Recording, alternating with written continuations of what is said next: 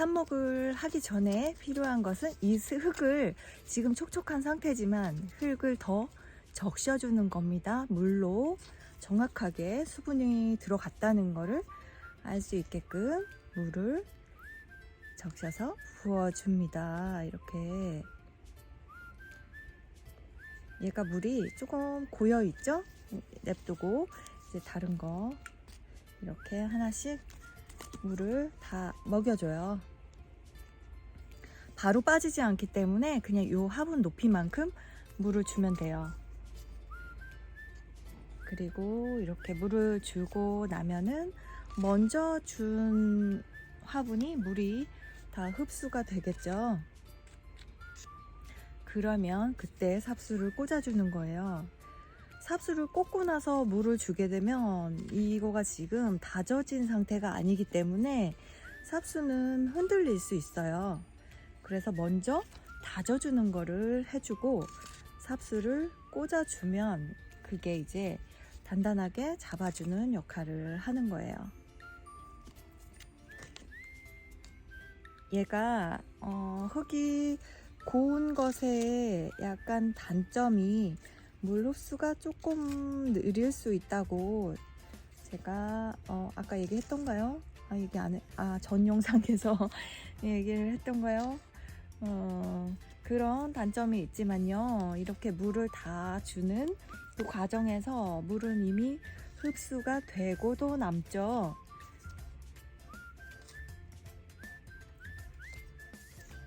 이렇게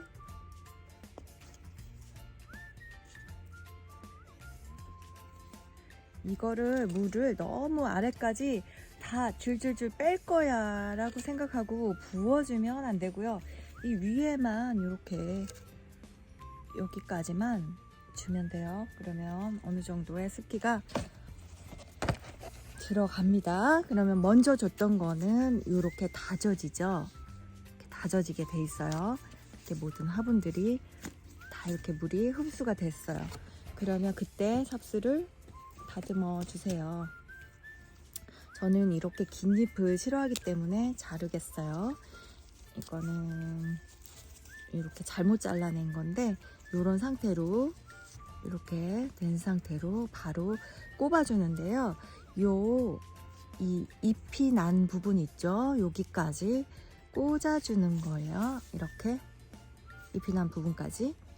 이게 위에만 부었어도 지금 아래로 이 물이 떨어지는 거 보이세요? 이렇게 물이 흘러나와요. 그래서 우리는 위에만 부어줘도 충분히 된다는 거. 제가 이 잎이 크거나 길거나 하는 걸 거의 병적으로 너무 싫어해요. 그래서 이 큰 잎은 잘라냈고요. 이렇게 작은 걸로 똑같이 꽂아줍니다.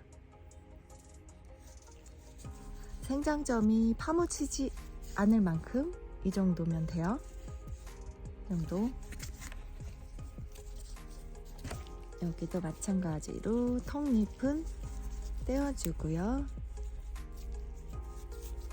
여기 잎을 떼었어도 이것에 장점이 있어요. 잎이 있는 자리가 생장점이기 때문에 이거를 흙 속에 깊이 묻어도 이 생장점이 살아있는 한 여기에서 싹이 나거든요.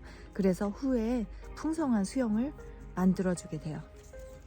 이것도 마찬가지로 이 길이가 길기 때문에 조금 깊게 넣겠습니다.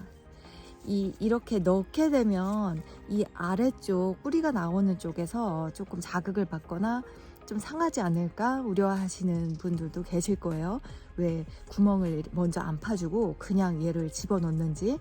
근데 베네특을 받으신 분들은 알겠지만 이게 너무 부드럽기 때문에요. 어떤 자극이 없어요.